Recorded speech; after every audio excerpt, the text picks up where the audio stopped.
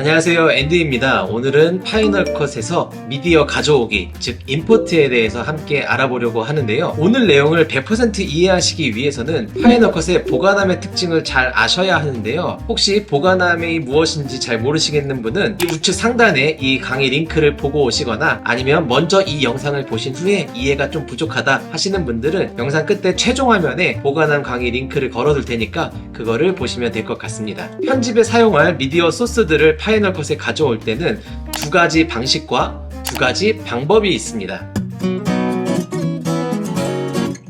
자, 먼저 이 두 가지 방식에 대해서 설명을 드릴게요. 첫 번째는 보관함으로 복사하기가 파이널 컷의 디폴트, 즉 기본값입니다. 모든 미디어 소스를 보관함 안에 미디어 원본 자체를 복사해 넣는 방식으로 불러온다는 거예요. 파이널 컷에 불러옴과 동시에 그 파일을 보관함에 복사해서 넣겠다라는 방식입니다.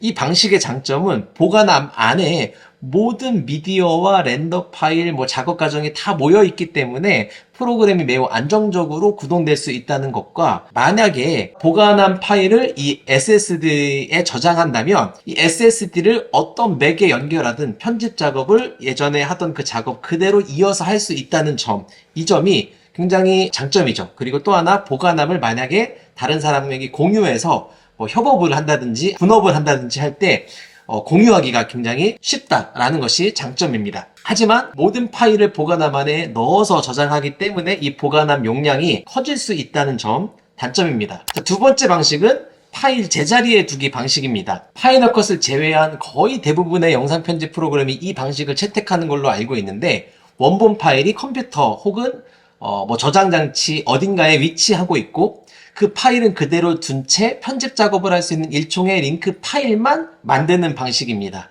이 방식의 장점은 보관함의 용량이 커지지 않는다는 점이겠지만, 단점도 있죠.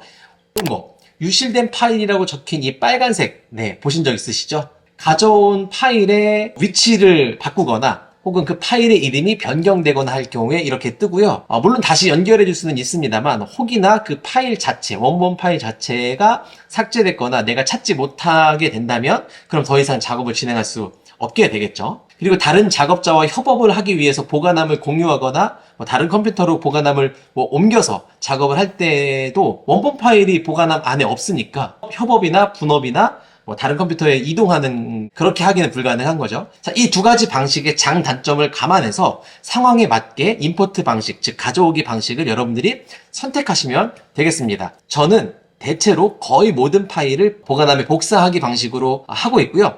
가끔 가다가 필요에 의해서 파일 제자리에 두기를 선택할 때도 있습니다. 그러면 이제 본격적으로 가져오기 두 가지 방법에 대해서 설명드릴 텐데요. 첫 번째는 미디어 가져오기 창을 활용하는 것입니다. 미디어 가져오기 창은요, 파이널 컷 파일에서 가져오기에 요 미디어, 요거를 누르면 되는데요.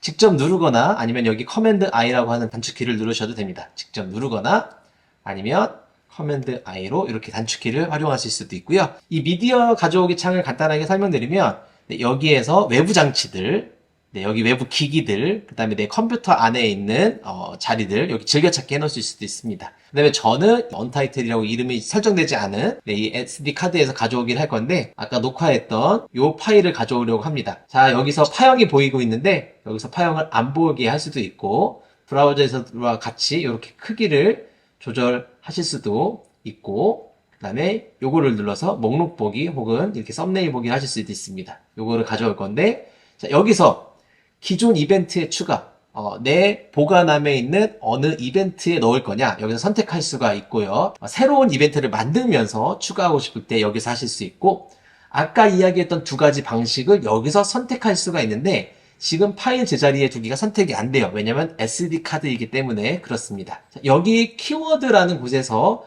파인더 태그나 폴더를 키워드 모음으로 가져오기를 하는 동시에 키워드 모음을 생성할 수가 있습니다. 이 부분에 대해서는 브라우저 100% 활용하기 강의 시간에 조금 더 다뤄보도록 하겠습니다. 여기서는 비디오를 분석하면서 그 다음에 이제 프록시나 최적화된 미디어를 생성하면서 가져올 수도 있고, 오디오를 분석하면서 가져올 수도 있는데, 저는 이 부분은 잘 안 써서 이렇게 가려놓은 상태로 사용합니다. 자, 그 다음에 이렇게 해서 가져오기를 누르면 네, 이렇게 파이널 컷 브라우저 안에 가져오기가 되고 바로 뷰어에서 확인이 됩니다. 두 번째 방법 설명드리겠습니다. 파인더에서 직접 파일을 드래그해서 가져오는 방법인데요. 제가 이 음악을 가져와 보려고 합니다. 자, 그런데 이렇게 드래그해서 놓으면 되는데 이때 모양을 잘 살펴봐야 됩니다. 마우스 커서 모양을 잘 보십시오. 이런 화살표 모양입니다. 자, 그런데 제가 옵션을 눌러볼게요. 옵션을 누른 채로 클릭해서 드래그하면, 자, 이걸 설명드릴게요. 이 초록색 모양이 뭐냐? 보관함으로 복사하기 방식으로 얘를 가져온다는 뜻이고요.